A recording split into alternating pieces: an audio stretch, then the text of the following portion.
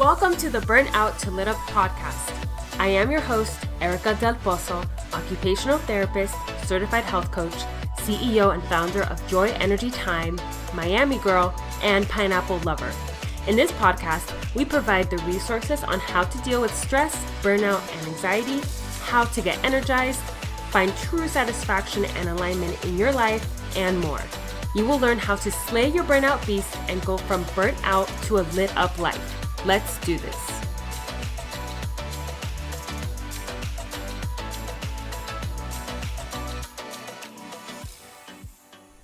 Welcome to episode 15 of the Burnout to Lit Up podcast. In this episode, I will be talking about pain and pain management.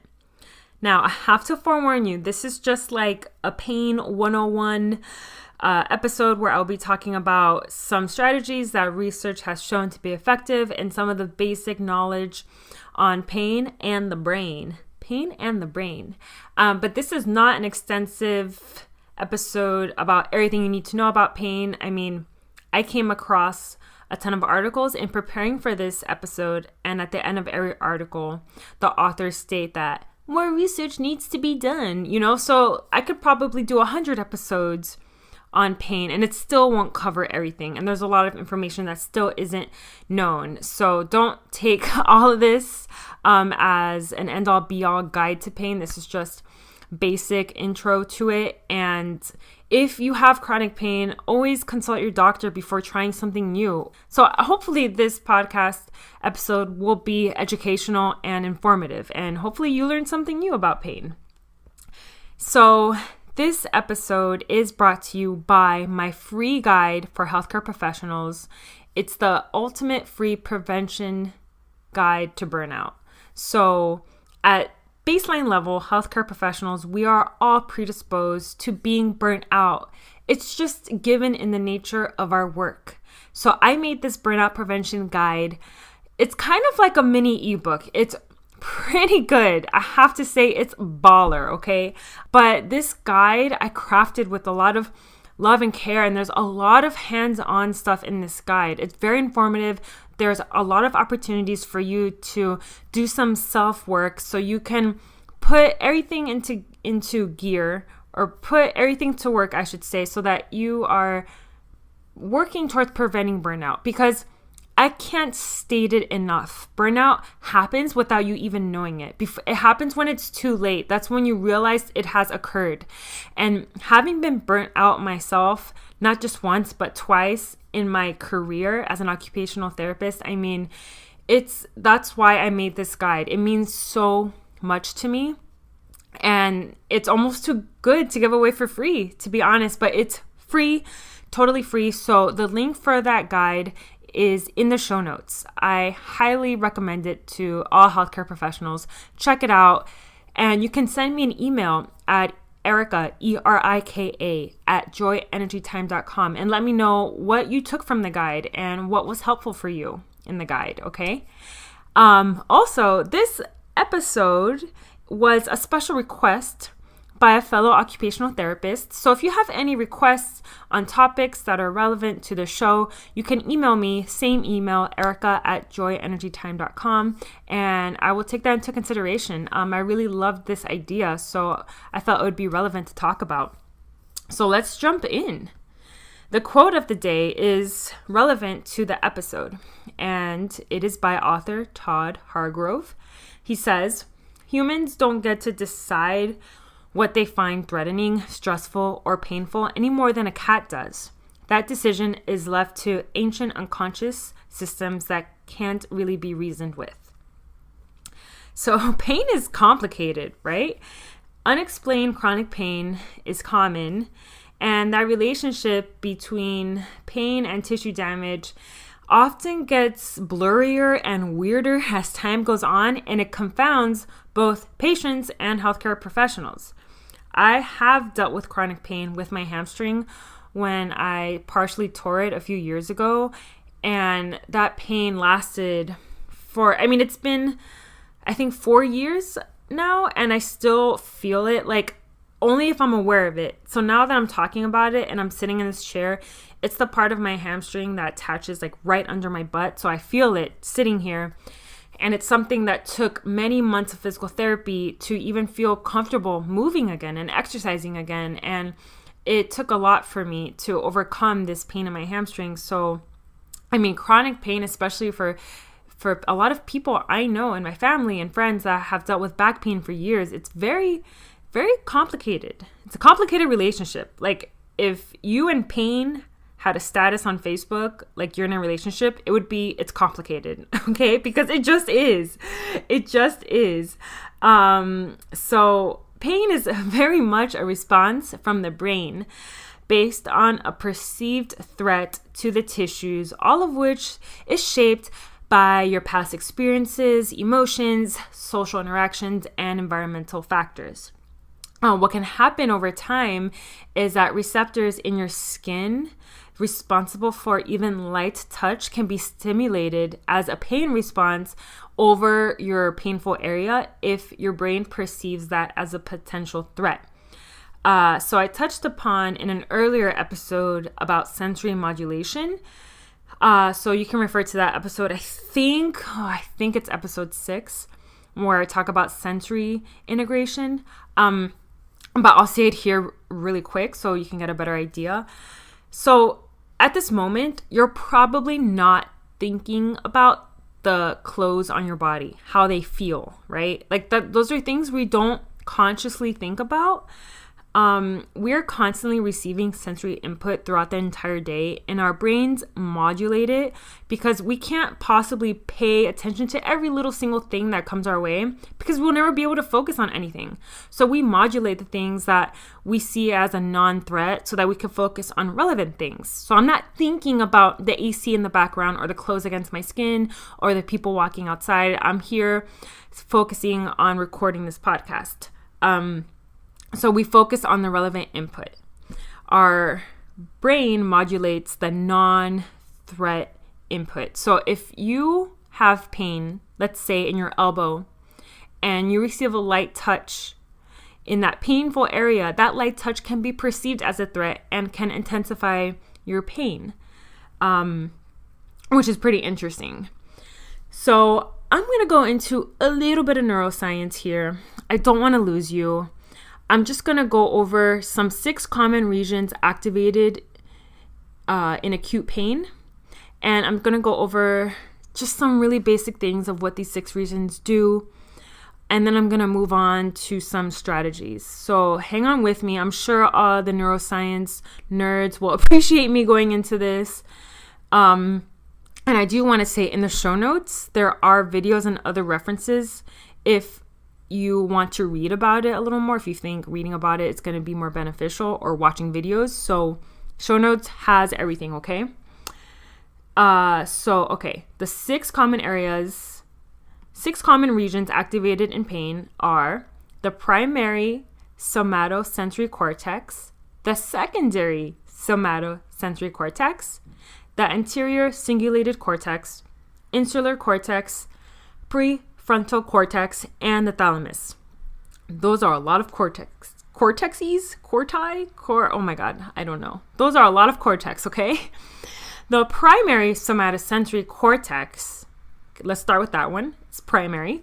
It's responsible for sensory discrimination, determining where the pain messaging is coming from. There was a study, and it found that individuals with chronic pain have a disconnect between activation of the primary sensory areas and the actual origin of pain. So basically, that can be used to explain why patients with chronic pain are more likely to feel a widespread pain versus being able to specifically pinpoint their location of pain. This is because there is much greater activation of the primary sensory areas in these people. And the secondary somatosensory cortex is associated with the discrimination of pain intensity. There has been shown to be a co-activation between the primary and secondary somatosensory cortex. So that means in people with chronic pain, there is less of a representation of the initial pain. And again, that may contribute to widespread vague pain, which is like, just so annoying, right? The anterior cingulated cortex now is associated with emotional aspects of pain processing, along with the sensory perceptions due to the merging of the primary somatocortex.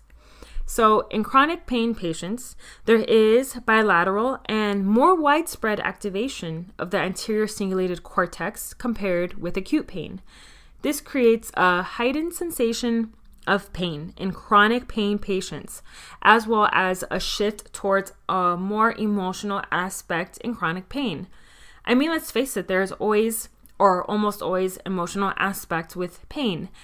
The authors of this study did conclude that due to this activation of the anterior cingulated cortex in those with chronic pain, the emotional aspect had an even greater effect, which could contribute to ongoing high levels of pain. Okay, are you still with me? I have a little bit more of this neuroscience part.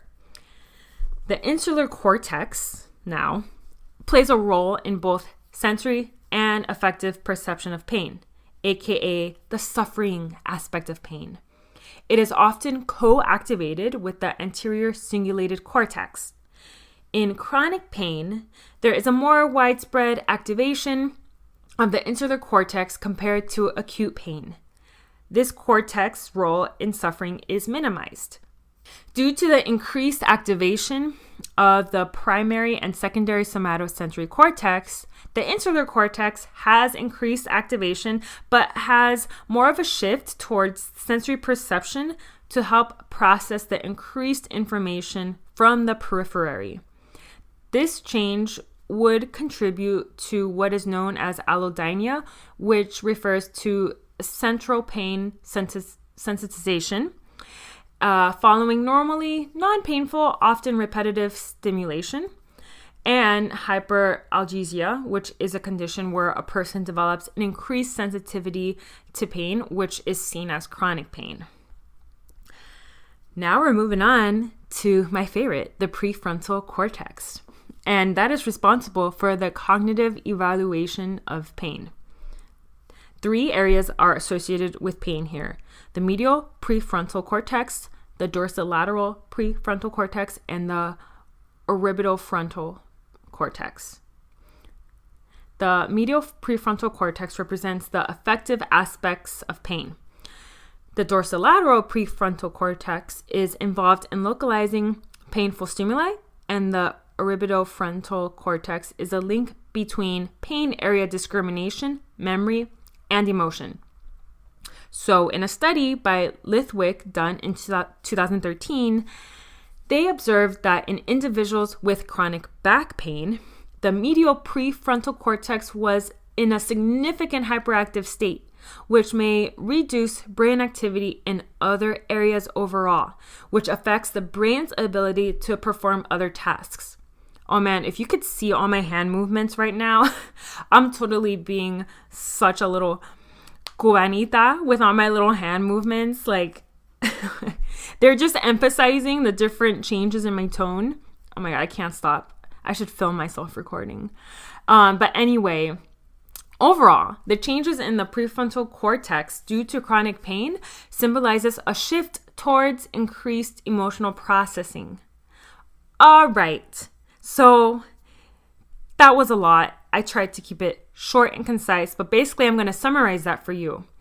Research shows that in patients with chronic pain, there is more widespread activation of the areas that are associated with the perception and production of pain. This can explain the vague, widespread nature of chronic pain. There is also more activation of parts of the brain which are associated with emotional processing in chronic pain states. This may explain some of the emotional changes that can occur with chronic pain states. All right, still with me? The brain undergoes anatomical changes, like the actual shape of the brain changes as a result of increased nociceptive input from the periphery. nociceptive, meaning pain. So the brain undergoes anatomical changes as a result of increased input from pain receptors from the periphery. The point in learning about pain here is not to reassure you that pain is just a perception and is not real, because that's not true. It's about reassuring you that the danger implied by pain may be exaggerated. And it's not about the regulation of pain messages or pain signals, but it's really about the regulation of danger messages and how only the brain can amplify or mute pain. I mean, let's face it, our brains are really good at overstating the danger and being dramatic about our pain. I can attest to that. So let's talk about how chronic pain can affect your cognition. Chronic pain patients often display cognitive or working memory deficits and are often impaired in the performance of cognitively demanding tasks. This is because the constant bombardment of pain messages from the periphery is likely to prevent these individuals from performing other tasks effectively due to the interruption of their attention. Legrain et al. In a 2009 study talks about something pretty interesting.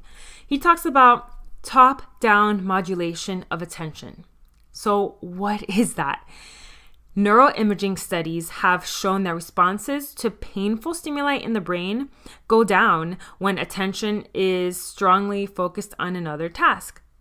So if you're focused on something else, that can decrease your attention to your pain. However, attention can also be more easily captured by pain if a painful stimulus occurs to that body part that's in pain, that's involved in the task. So for example, if you have knee pain and I ask you to kick a soccer ball, the patient, you will report increased intensity of pain. Legrain et al. Also suggest in the study that using meditation can actually help reduce pain because you are focusing on shifting your attention away from the pain. Using meditation and other techniques like cognitive reappraisal, pain education, activity planning around your flare-ups, relaxation, etc. These type of interventions and learning about your pain improves your personal functional capacity, and it puts you in the driver's seat, because if you are in chronic pain, most often than not, you feel like a victim to your pain. You feel helpless. You may develop this learned sense of helplessness. But with these proactive interventions, it's putting you in the driver's seat. You are learning what you can do to manage your pain better. So I said cognitive reappraisal. So what is that? Well, I'm going to give you an example not necessarily related to pain, but this example is really personal to me, and I'm sure someone listening can relate. So cognitive reappraisal, okay. So basically, I have a history of general and social anxiety. And even to this day, I'm highly sensitive around people, even people I consider to be my friends. So if I'm around a group of friends, I can sometimes automate these negative responses.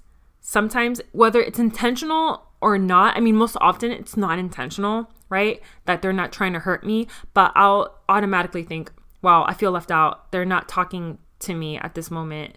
They don't like me. I'm no good. I'm not a good person. I mean, I spiral pretty quickly. Okay. And I'm almost 30 and I feel like I'm still a 15-year-old in my head when I think about these things, but it's really real and it happened recently. So I'm working on letting all that go, because with that, you make up stories and you become these stories and these stories become you, and it's not good. You have to separate yourself from that. So cognitive reappraisal is an emotional regulation technique, and it basically flips those automatic responses by reinterpreting the event. It recognizes that the negative pattern in your thoughts can be changed into patterns that are more effective. So this process involves two things. A, you have to recognize what's happening. You have to recognize your negative response. And then you have to reinterpret that situation to either reduce the severity of your negative response or exchange that negative response for a more positive one. Easier said than done, right? So I have been working on those very limiting false negative responses that I tend to generate into a more positive attitude. I tell myself, okay, yes, they're not talking to me at this moment. They're not acknowledging me, but they're not intentionally leaving me out. I'm just not a part of this conversation. This topic doesn't pertain to me. That's okay. People take turns talking to different people when they're in a social setting. It's fine. And most of the time it is. So it's tough, but it does come with a lot of practice, a lot of training, and this can definitely apply to your pain and your responses around your pain and how you move or how you don't move, how you avoid movement, or how you go about rearranging your lifestyle. So it's about changing your automatic response to something that is more productive and more positive.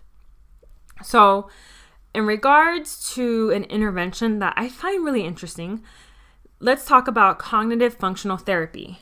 Now, I just came across this in my research for this episode, and I have come across a lot of physical therapists that implement cognitive functional therapy. So it's amazing. And if you're working with someone that's doing this, or you can ask them if they know about it, your physical therapist or your doctor or whoever, it's really cool. So it's basically a great technique. It's client-centered, meaning it's about you.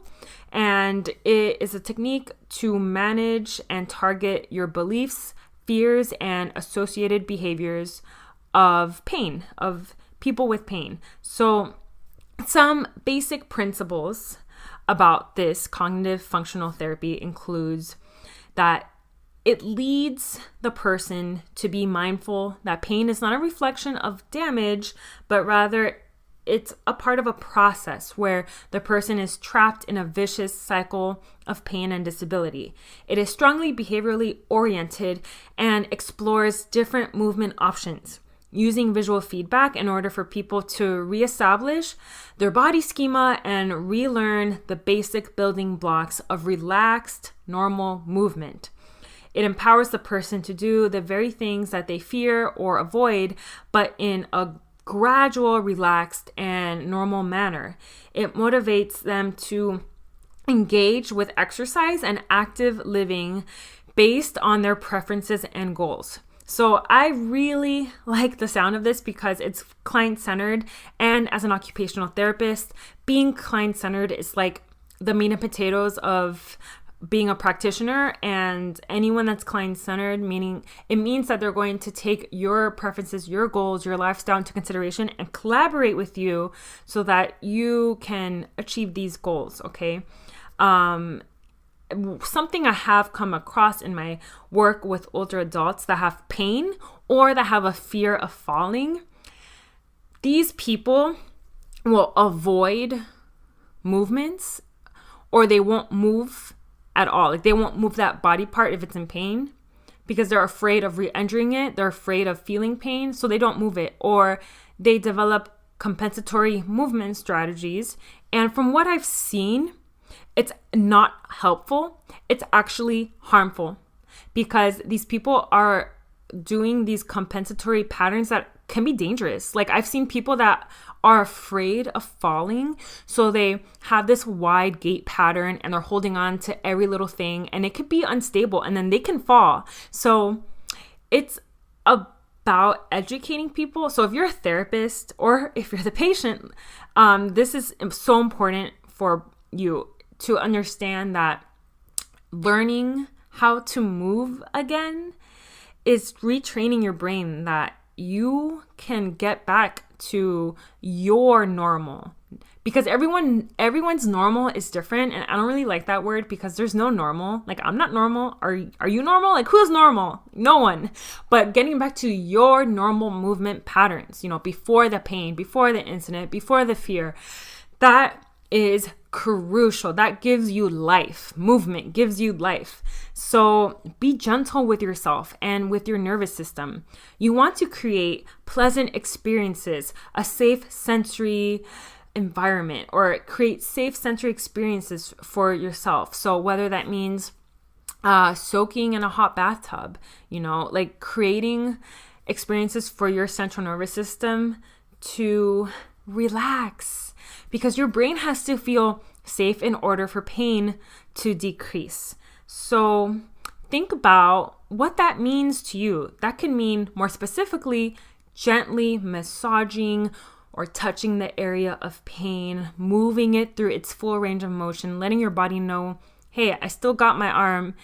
It's okay, right? Going through those movement patterns, figuring that out with your therapist or doctor, and just being fun and playful and creative with how you treat yourself, because you want to heat or ice or like whatever it is that your healthcare provider recommends. You want to be giving your body different sensory inputs that feel good, okay? And implementing positive movement. That's the bottom line. Positive movement, I think, means much more to me than positive thinking, because positive movement builds up your confidence with whatever movement you can reasonably handle.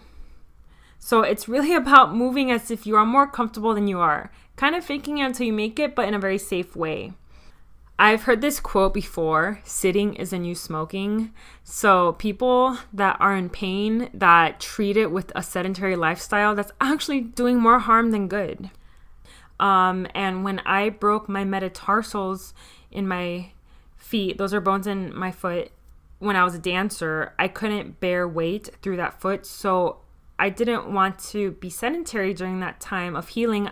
So I would go to the pool and swim, and moving in a different way like that was very therapeutic for my mind and body. So I urge you to not think about it as exercise and not think about it as something that you have to do, but think about movement as something that you are able to do and that it's going to feed you, okay? Feed your mind, body, and soul.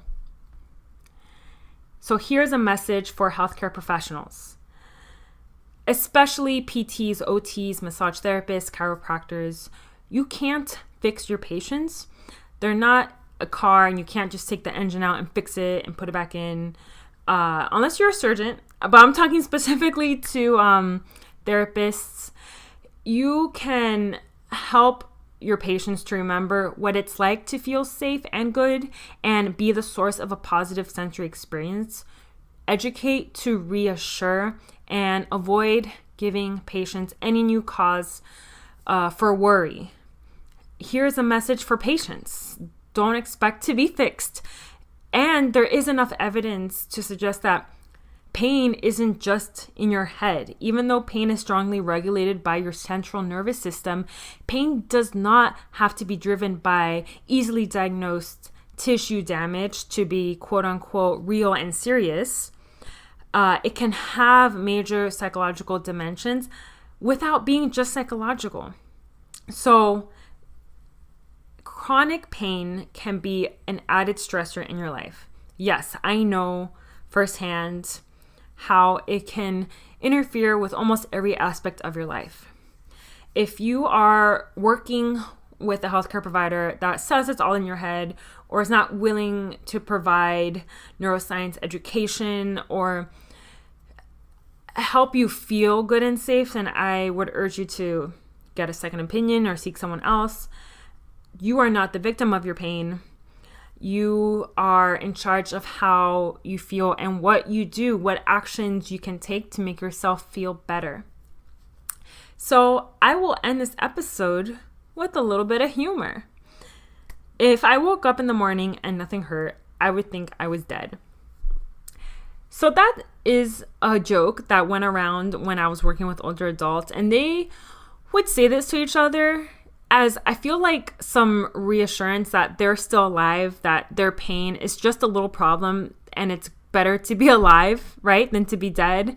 So just think about that. And there is so much more to this conversation. Maybe I'll do a second episode or bring someone on that is an expert in this area. But I hope this was helpful, and I hope you learned something from it. Remember, healthcare professionals, I have my free guide. It's in the show notes. And there's also videos and other resources about pain in the show notes. So be sure to check that out. Love you, everyone. Goodbye. Thanks for listening. If you want more, be sure to subscribe to this podcast. Also, share this episode with your friends, and I would be so grateful. If you feel inspired, leave a review on iTunes with an honest comment and or what you'd like to hear more of so you can help me out on my journey in delivering meaningful content. Thanks, mis amores.